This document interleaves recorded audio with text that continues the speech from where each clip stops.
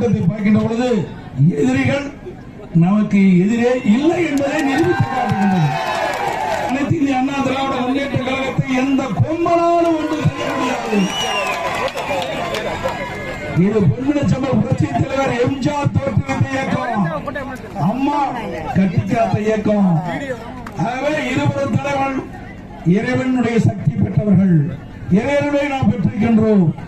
நம்முடைய தலைவர்கள் தெய்வ சக்தி பெற்ற தலைவர்கள். நமக்கு யார் கெடுதல் நினைத்தாலும் அவர்கள்தான் கெட்டு போவார்கள். இந்த இயக்கத்தை அழிக்க நினைத்தார்கள், அழிந்து போனார்கள்.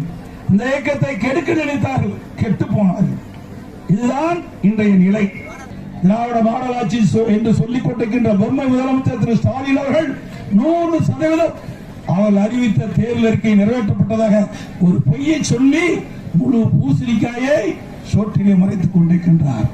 அப்படி என்றால் 2 ஆண்டு திராவிட முன்னேற்ற கழக ஆட்சியில கொள்ளையடிப்பது ஒண்ணுதான் குறிக்கோளாக இருந்து கொள்ளையடித்திருக்கின்றார்கள். அந்த கொள்ளையடித்த பணத்தை முதலீடு செய்வதற்காக இன்றைக்கு வெளிநாடு சென்றிருக்கின்றார் முதலமைச்சர்.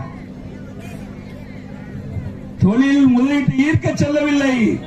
அப்படி தொழில் முதலீட்டு ஈர்க்க வேண்டும் என்றால் அண்மையிலே தொழில் முதலீட்டு மாநாடு சென்னையிலே நடந்தது. அதிலே புரிந்துணர்வு ஒப்பந்தம் போட்டுக்கலாம். அதற்காக அவர் சொல்லவில்லை, செல்லவில்லை வெளிநாட்டுக்கு. இன்னைக்கு ஸ்பெயினுக்கு போறாரு, இன்னும் பல நாட்டுக்கு போறாரு. போறதுக்கு என்ன காரணம்? கொள்ளையடிச்ச பணத்தை முதலீடு செய்வதற்காக போகிறார். முதலீட கொண்டு வர போகல, கொள்ளையடிச்ச பணத்தை முதலீடு செய்வதற்காக வெளிநாடு சென்ற முதலமைச்சர் இன்றைய முதலமைச்சர் திரு ஸ்டாலின் அவர்கள்.